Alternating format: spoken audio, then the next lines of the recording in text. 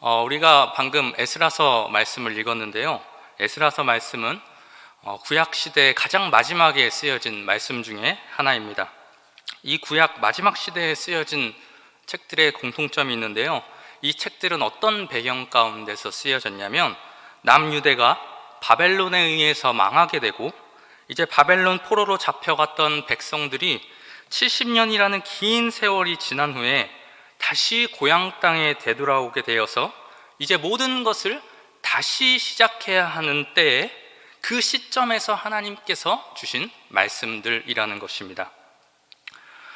여러분, 이 당시에 이스라엘 백성들은 참 막막한 상황이었습니다.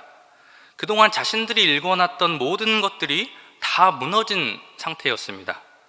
바벨론에 의해서 나라가 멸망당하고 70년 동안 그 나라가 방치되어 있는 상태로 그 백성들은 포로로 끌려갔으니, 그들이 살았던 그 집과 그들이 일했던 그 일터와 그들이 예배드렸던 그 성전, 그것들 중에 온전하게 남아있는 것들은 그 어느 것 하나 없었습니다. 옛말에 이런 말이 있습니다. 소도 비빌 언덕이 있어야 비빈다. 근데 오늘 말씀의 이스라엘 백성들은 이러한 비빌 언덕조차도 없는 상태였습니다. 말 그대로 제로 베이스에서, 아무것도 없는 상태에서 다시 시작해야 하는 그런 상황이었던 것입니다. 너무나 막막한 상황 가운데로 다시 돌아온 이스라엘 백성들은 이제 무엇을 붙잡아야 하는 것일까요? 다시 새롭게 시작하게 될 수밖에 없는 환경에 놓여졌을 때 가장 먼저 해야 하는 것은 무엇인가? 하나님께서 오늘 말씀을 통해 이것에 대해서 말씀해 주고 계십니다. 여러분, 우리도 오늘 말씀에 등장하는 그 이스라엘 백성들과 같이 이러한 극적인 상황은 아닐지라도 우리가 삶을 살다 보면 어떠한 일을 경험하게 됩니까? 내가 원하든 원치 않든 무엇인가를 새롭게 시작해야 하는 때를 만나게 됩니다. 아무것도 없는 상태에서 그동안 내가 쌓아왔던 경험들을 다 뒤로 하고 이제 새 출발을 해야 하는 때가 온다는 것이죠. 여러분, 어떤 때 그렇습니까?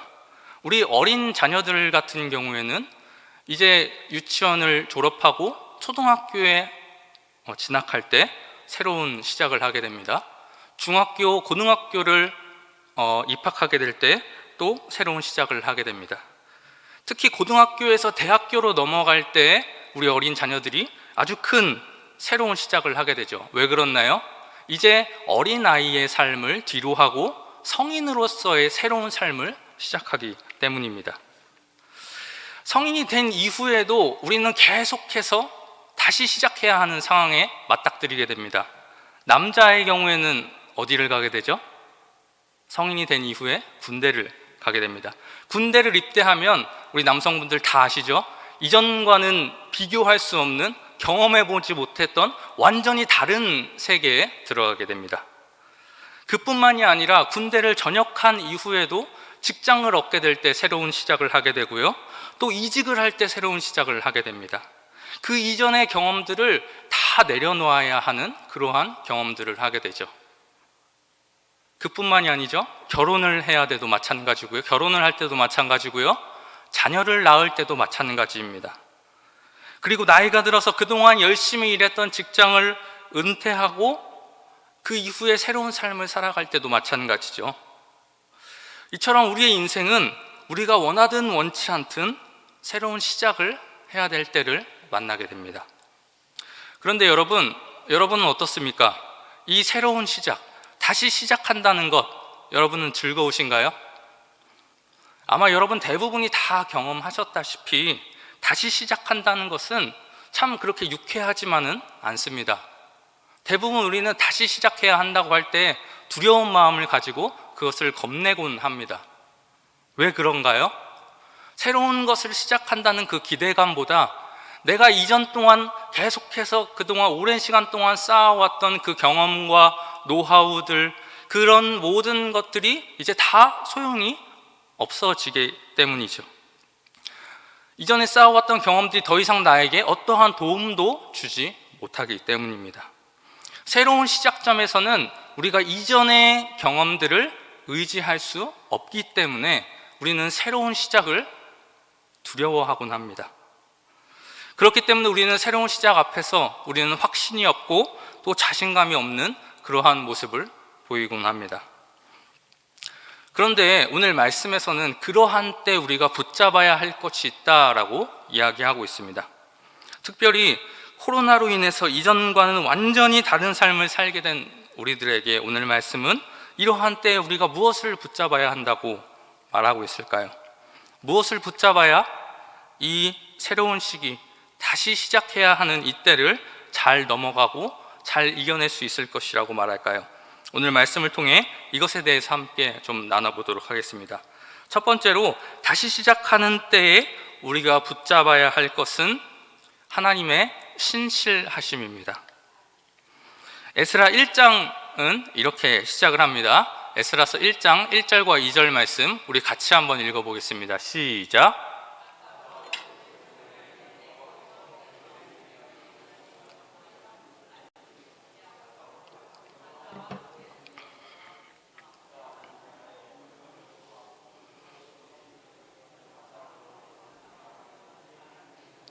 모든 나라를 내게 주셨고 나에게 명령하사 유다 예루살렘의 성전을 건축하라 하셨나니. 여러분, 지금 우리가 새벽마다 예레미야서 말씀을 통해서 큐티를 하고 있는데 우리가 그 말씀을 통해서 이스라엘의 어떠함을 지금 보고 있습니까? 큐티 하시는 분은 아시죠? 이스라엘이 점차 망해가고 있는 모습을 우리가 보고 있습니다. 이스라엘이 어떻게 망합니까?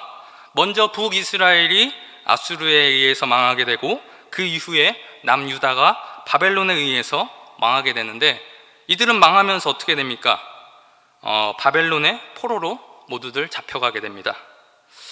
그렇기 때문에 어찌 보면 우리는 이제 이스라엘의 역사가 끝난 것처럼 그렇게 생각되기도 합니다. 하나님께서 아브라함에게 약속하시고 다윗에게 약속하셨던 언약들, 영원토록 내 자손이 복을 받으며 내 집과 내 나라와 내 왕위가 보존될 것이라는 약속들이 지켜지지 않은 채로 이스라엘이 망하게 되는 것처럼 여겨졌습니다. 그렇게 이스라엘이 망하고 70년이라는 세월이 흘러갔습니다. 그런데 그 사이에 무슨 일이 일어나나요? 유다를 점령했던 바벨론이 페르시아에 의해서 망하게 됩니다. 그러면서 페르시아의 왕이라는 고레스라는 사람이 등장해서 그 이스라엘을 향해서 선포하는데 어떠한 선포를 합니까? 참 놀라운 선포를 합니다. 우리가 방금 말씀을 읽어서 아시죠? 하늘의 하나님 여호와께서 세상 모든 나라를 내게 주셨고 나에게 명령하사 유다 예루살렘의 성전을 건축하라 하셨나니. 갑자기 페르시아의 왕이 하나님을 찬송하면서 하나님께서 예루살렘의 성전을 건축하라고 명령을 내리셨다고 말합니다. 그러면서 뭐라고 말하나요? 우리 1장 3절 말씀을 보니까 너희들은 다시 너희들의 본토로 돌아가서 너희 하나님을 위하여 성전을 짓고 하나님을 섬기라는 공포를 합니다. 한마디로 이제 이스라엘 백성들한테, 유다 백성들에게 너네 이제 노예 생활 그만하고 너네 땅으로 돌아가, 이렇게 말하고 있는 것입니다. 여러분, 이것은 굉장한 일입니다.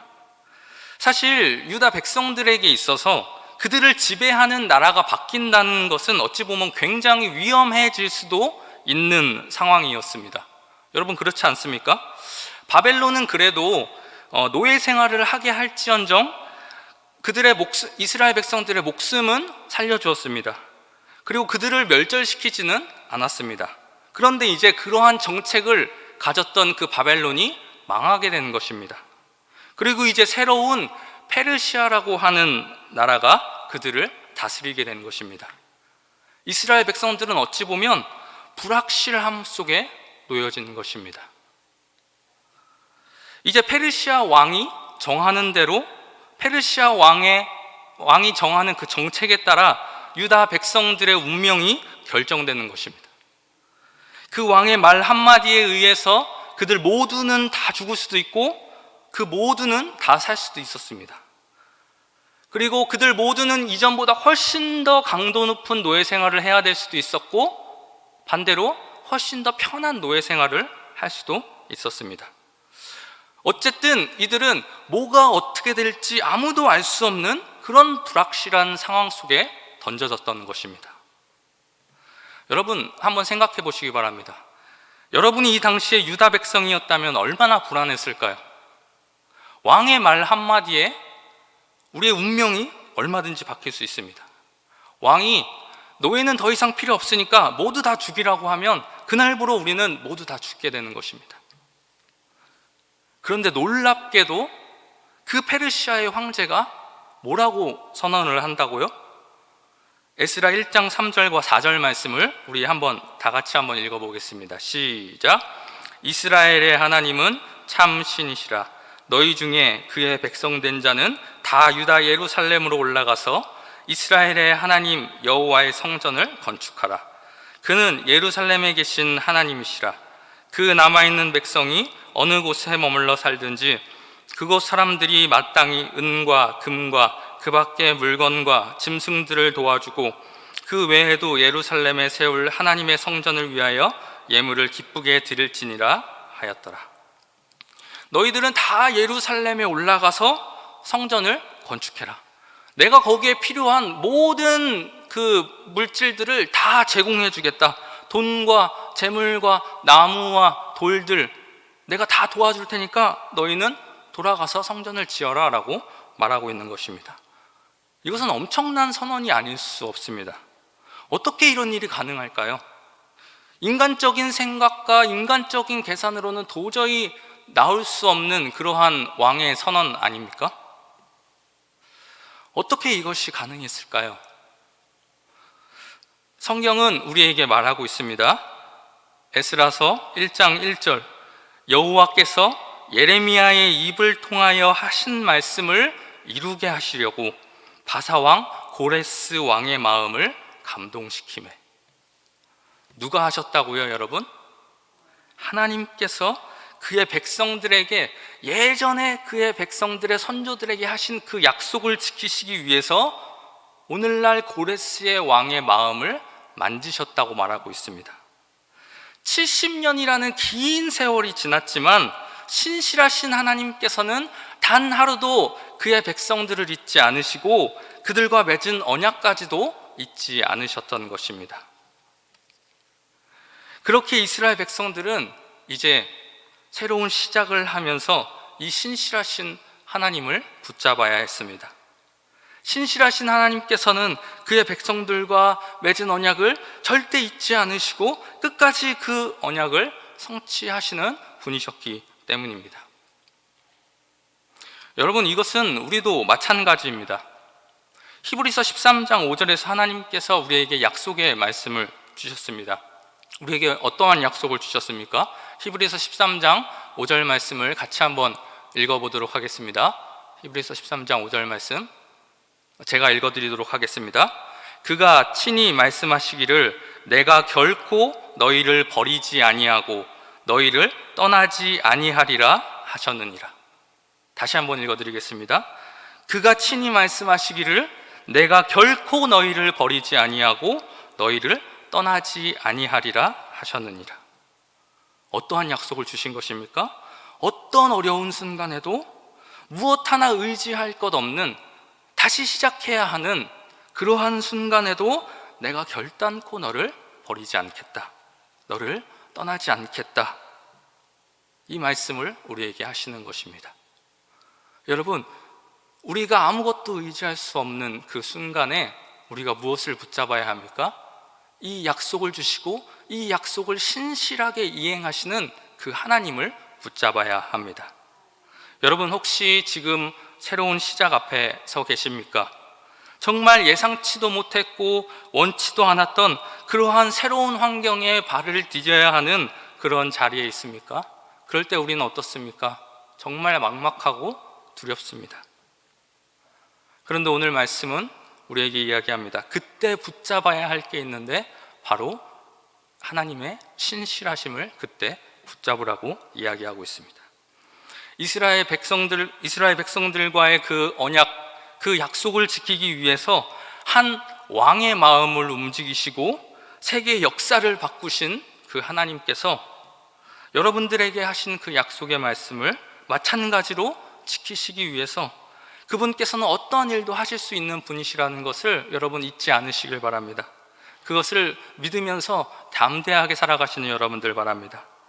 그 하나님의 신실하심을 붙잡을 때 우리는 새로운 시작 앞에서도 두려워하지 않고 떨지 않고 주눅들지 않고 담대하고 용감하게 앞길을 나아갈 수 있을 것입니다.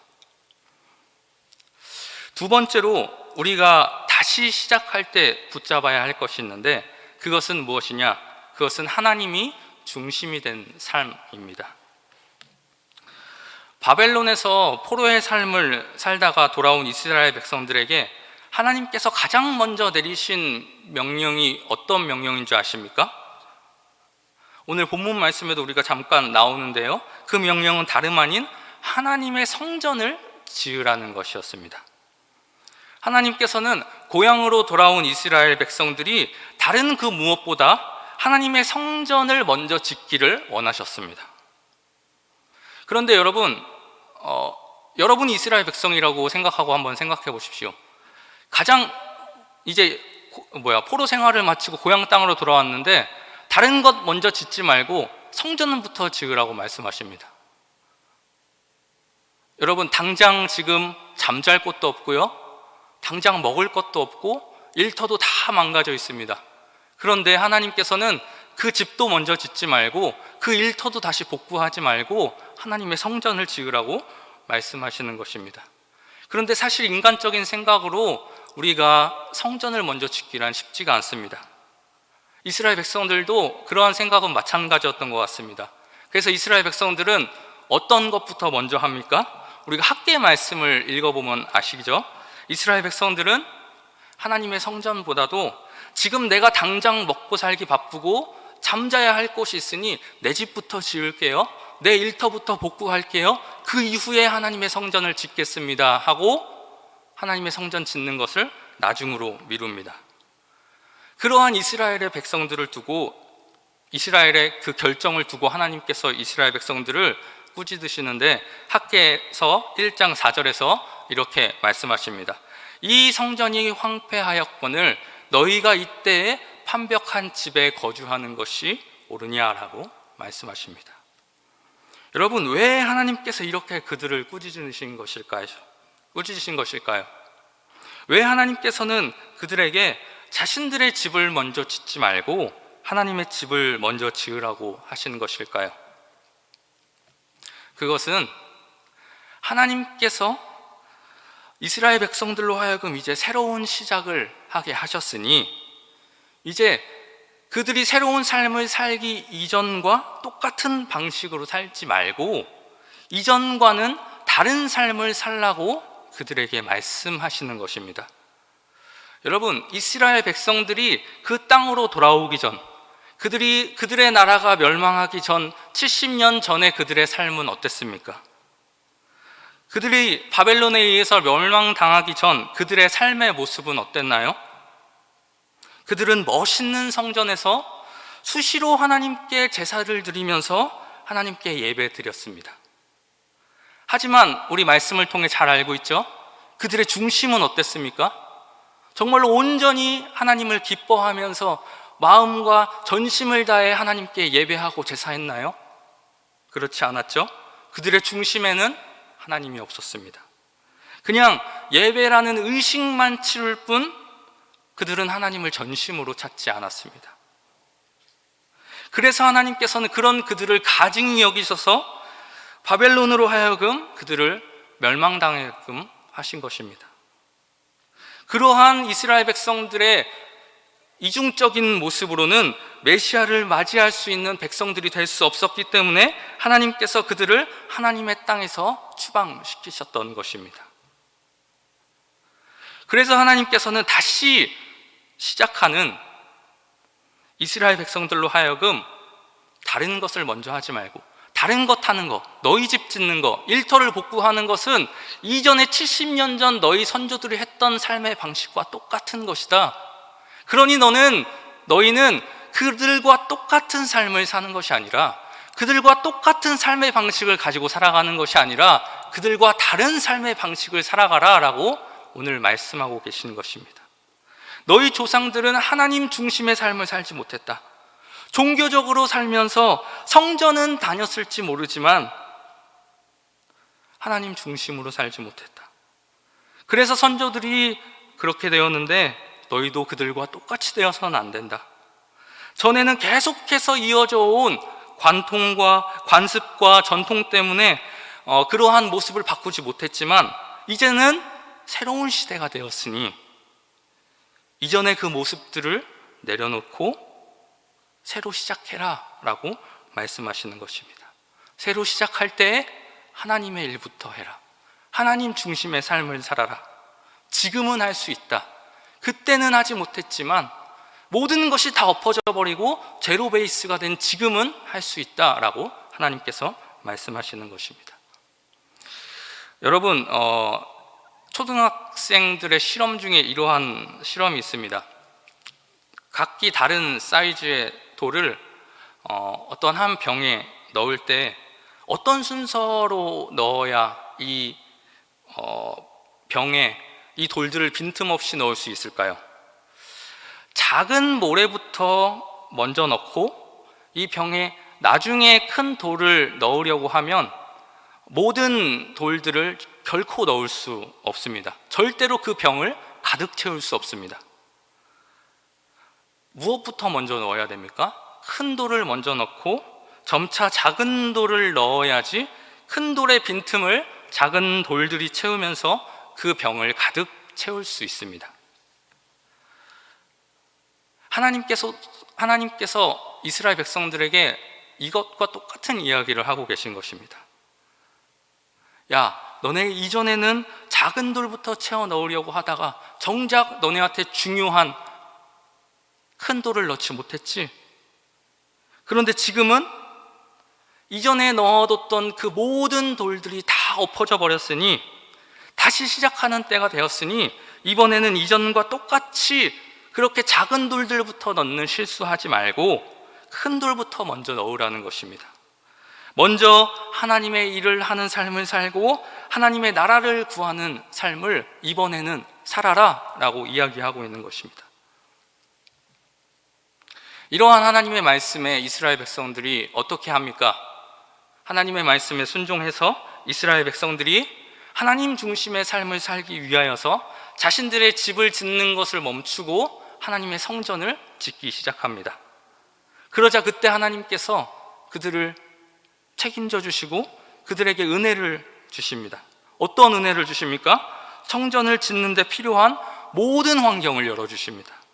고레스 왕뿐만이 아니라 아하수에르 왕 그리고 다리오 왕의 마음까지도 열어주셔서 성전을 짓는 데 필요한 막대한 자금과 막대한 물질들이 조금도 부족하지 않게 하나님께서 그들을 채워주십니다.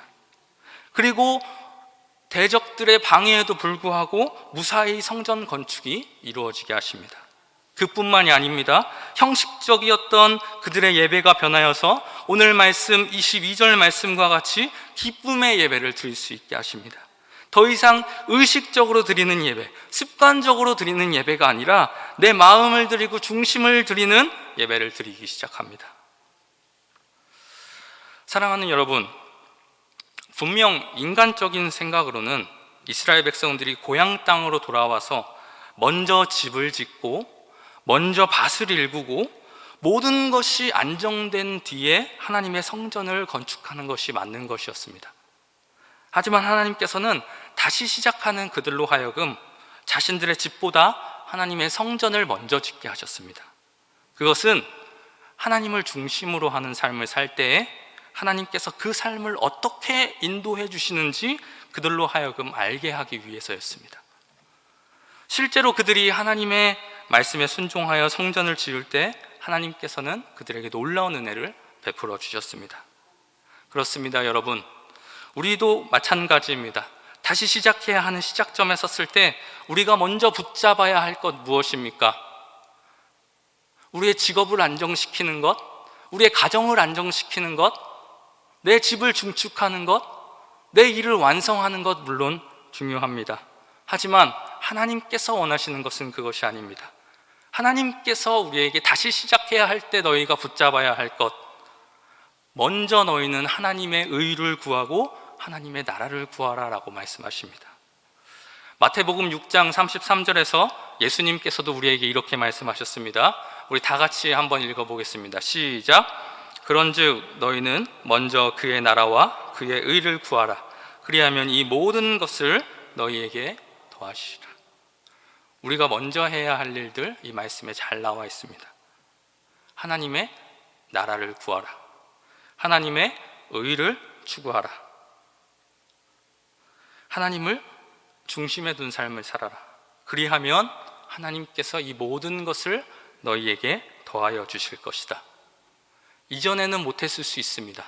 그러나 지금은 이전에 쌓아뒀던 모든 경험들이, 이전에 쌓아뒀던 모든 돌들이 다 넘어졌습니다. 다시 새롭게 시작할 수 있는 환경이 열린 것입니다. 여러분, 이때에 큰 돌들, 이전에 쌓지 못했던 하나님의 나라를 위한 일들, 하나님의 의와 하나님의 뜻을 위한 일들을 쌓아두시는 여러분들 되시기를 바랍니다. 여러분, 다시 시작해야 하는 때를 지나고 계십니까? 그렇다면 하나님의 나라와 하나님의 의를 구하시기 바랍니다. 먼저 내 것이 아니라 내가 중심이 된 삶이 아니라 하나님이 중심이 된 삶을 사시는 여러분들 되시길 바랍니다. 그동안은 못했을지 모르지만 이제는 환경이 바뀌었습니다. 이때에 결단하고 행동해야 합니다. 지금 다시 이전의 삶의 모습을 반복해서 작은 돌들을 넣다 보면 나중에 큰 돌은 똑같이 넣지 못하게 되는 상황이 벌어질 것입니다.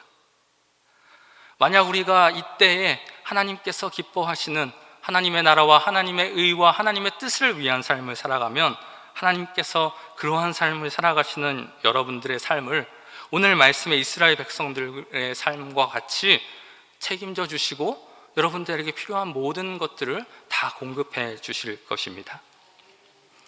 여러분, 말씀을 맺겠습니다.